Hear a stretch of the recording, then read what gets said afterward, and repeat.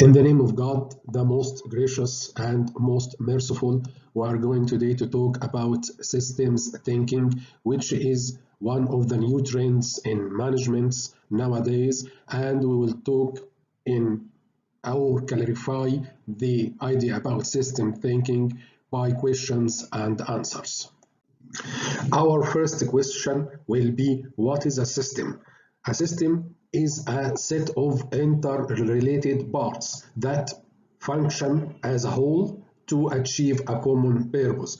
And for example, is profit-oriented organizations, non-profit-oriented organizations, community organizations, even the human being is a system.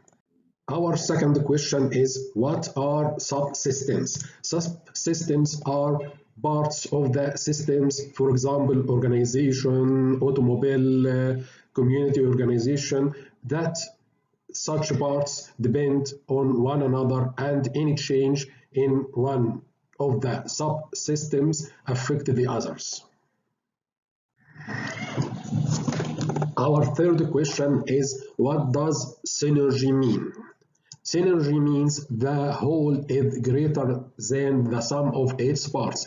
In simpler form, that the outcome of the whole system is greater than the outcomes of its parts individually. According to systems thinking, we have a golden rule says that organizations should be managed as coordinated whole. That means managers should have the cognitive ability to see the organization as a whole, and meanwhile the interrelations between its parts.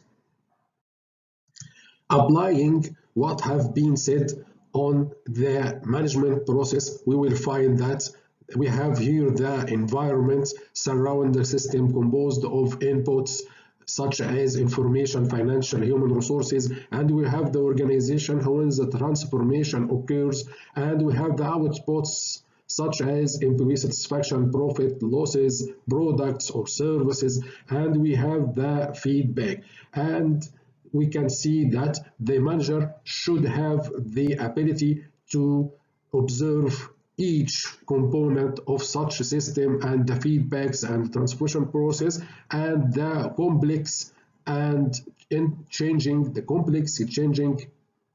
interrelation between such parts of the system. Finally, we can define the systems thinking, that is the ability to see both the distinct elements of a system or a situation and the complex changing interaction among these elements.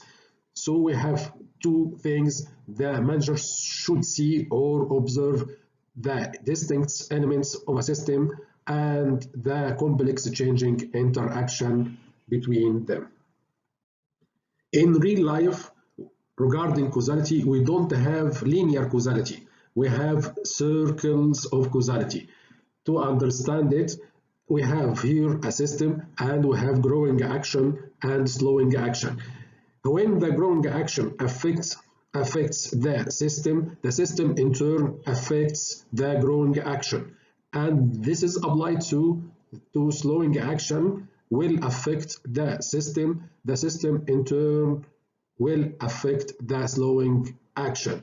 This is called circles of causality, and this is the real life observation.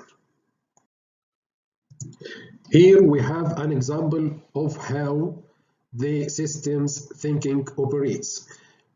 In case we have an organization that took a decision to advertise more, the management allocated advertising budget. That advertising budget and the advertisement increased sales, and this increase in sales that got the supply the organization more profits, and the profits will go part of it to a more advertising and more sales. This increased sales needs more stocking, and more stocking needs new warehouses, and building new warehouses will delay the orders and requires new people to be hired. These new people and built warehouse will take part of the added of the cost, and the net profit will decrease, and the decrease of net profit will affect the advertising budget, and as a result the sales. That's to show how one decision should have these impacts and these feedbacks, and each part affects the other parts. That's why the system thinking and managers should have the complete view of the system and its subsystems. If you enjoyed this video, please subscribe to our channel on YouTube, Get Ready Academy, GRA, and enjoy more beneficial videos, and best luck for all.